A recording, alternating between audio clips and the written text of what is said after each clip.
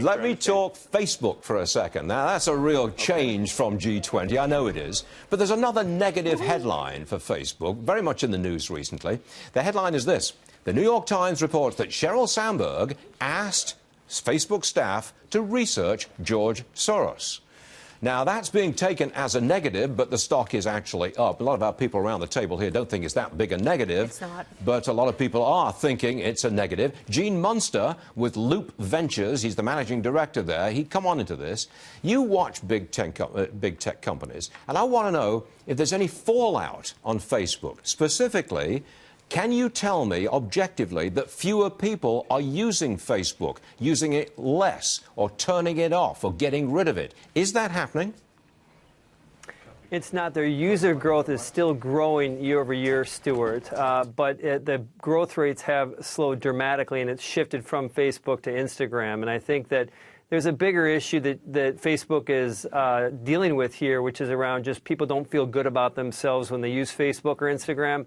That's having an impact on the growth rates. But mathematically, it is effectively flattish to growing fractionally. So you think the fallout is on people who don't feel great when they're on Facebook, because the lives of all the people that they're in contact with seem so much better than their own lives. Is that a real big problem for Facebook, really?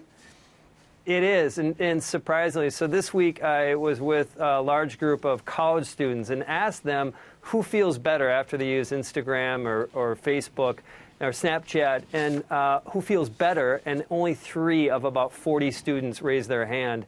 And effectively, there is this awareness of this comparison is having an impact on our psychology, and I think that will wear on the growth overall of Facebook and Instagram in the future. And I think we're, Stuart, in the very early stages of people starting to recognize this. Well, we're in the very early stages of social networks. I mean, they've only been around maybe 10 years, and they're now on a global basis. It takes a while to figure out just how they work and what are the implications of social networks. I think we're just beginning to find out.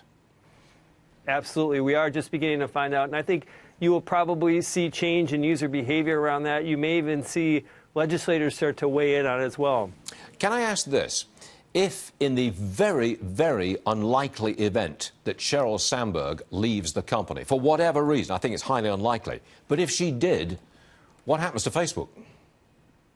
It would be clearly a negative, and I agree with that. Very, very unlikely. I do believe that eventually she is going to leave. I think she will seek some sort of political office eventually. But this would be negative. And Sheryl Sandberg, there is issues that Facebook is dealing around credibility here. They continue to weigh, as the story from the New York Times last night. But the company is better off with her at the helm. And specifically, she's probably one of the top 5 leaders in Silicon Valley. And so I think that would be viewed as a negative. The stock would be down if Sheryl Sandberg left the company, make no mistake. Got it. I want to talk to you about Amazon. An early Amazon investor, one of the guys in the very earliest days, when he got in right at the very beginning, he's saying that Amazon's getting ready to roll out healthcare services, like something like a Prime Health. What do you make of that? That's a remarkable development, if it happened. Yeah, remarkable headline. There's probably, it's good to really parse through what the opportunity for Amazon is in healthcare. This is something that we have intensely studied. And essentially, it's not about Amazon becoming a primary caregiver. That is highly unlikely. Huge market. It's about 15% of the U.S. Economy is based in healthcare, but they will not be a primary caregiver. But there are things that they can do around logistics, whether it's drug delivery or some devices delivery. There is things around AI and AWS and the cloud, and even some voice things around Alexa and using that. They're testing different things for different healthcare services.